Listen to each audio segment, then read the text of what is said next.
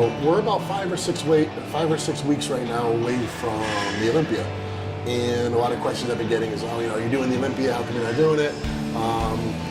I come to find out I did qualify based on points this year, but I knew way back, when I did the Arnold and I did the Australia Grand Prix, that I was not going to do the Olympia. Reason being, I knew that if I skipped the Olympia this year, and if I got up to a decent body weight, that I could go into the Arnold and be more competitive.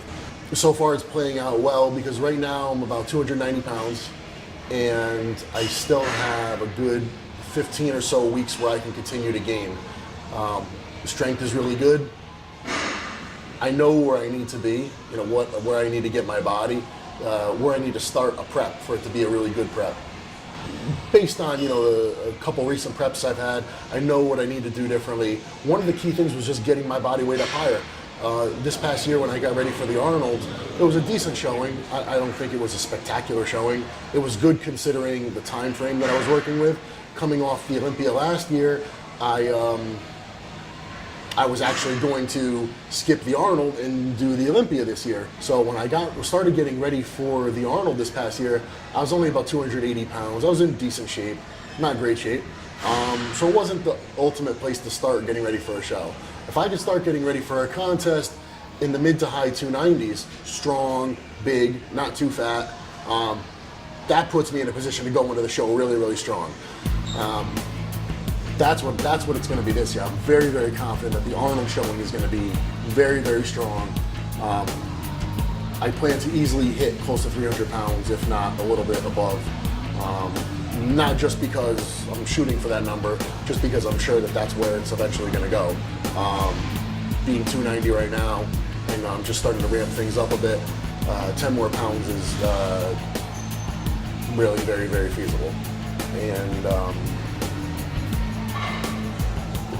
the Arnold is gonna be a good show, and I'm very, very confident.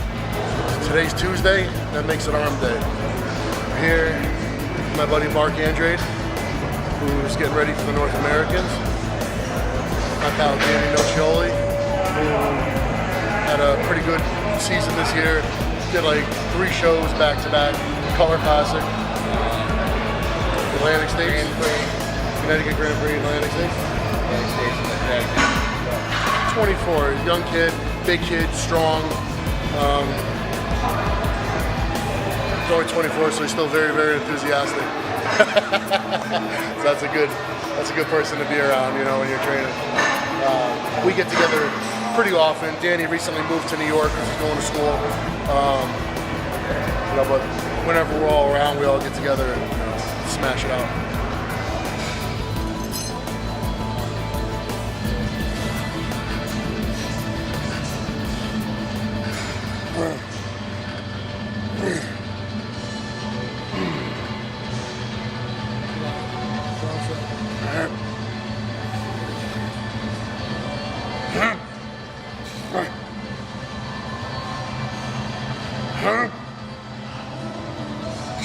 Today was an arm workout, maybe not the most exciting training session, compared to something maybe like back or legs where it's a little heavier, more intense.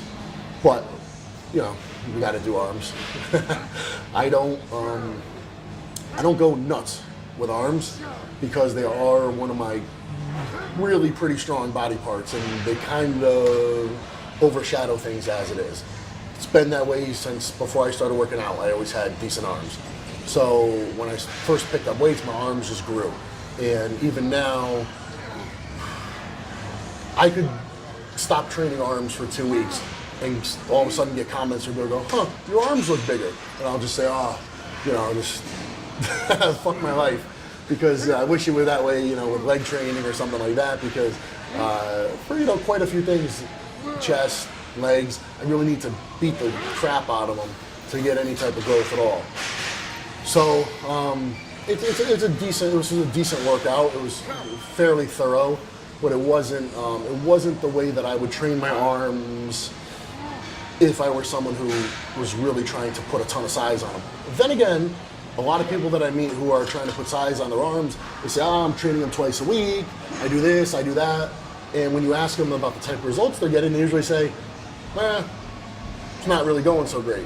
A lot of times, I've suggested to people, you know what? Why don't you really cut down on what you're doing for arms, or even go a month or so, don't train them at all, or train them every other week.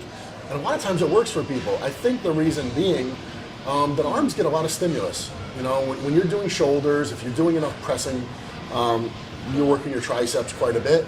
You'll also work your triceps a lot when you train chest very heavy with all that pressing movements. And when it comes to biceps, you know, if you train back really heavy, you're using a lot of biceps, you know, whether you like it or not. So I think arms, for most people, I'm not saying everybody, but if for nothing else, just changing things up, you might be better served laying off them for a bit, or doing, if nothing else, if you don't want to eliminate them from your weekly routine, cut the volume in half. Do something different. Usually, you're either doing too much or you're doing too little, right? Too much could be too much volume. Too little could be not enough intensity. So usually it's cut down on the volume, up the intensity. But if you've been doing that for a long, long time, maybe you need a break. Maybe you need to do some volume. I don't know. Usually you just have to do something different because whatever you're doing is not working. So I hope that helps at all.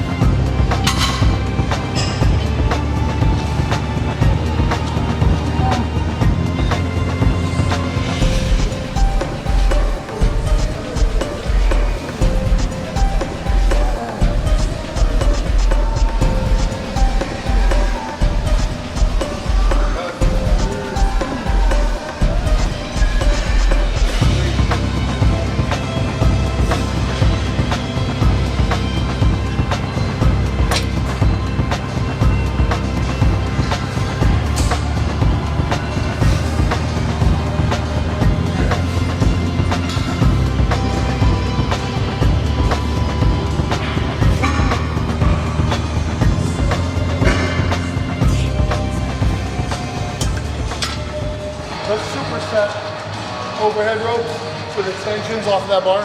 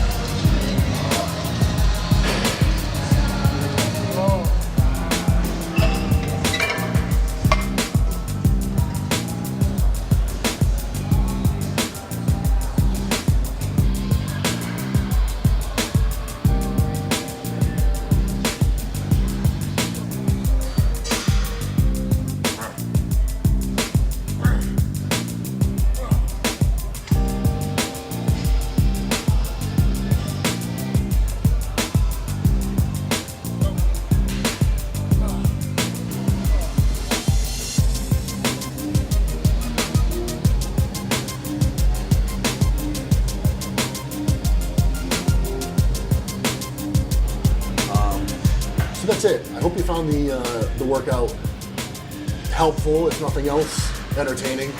I'm gonna go get some massage work done right now on my legs and my back because tomorrow's leg day. So I want to be able to perform to the best of my ability.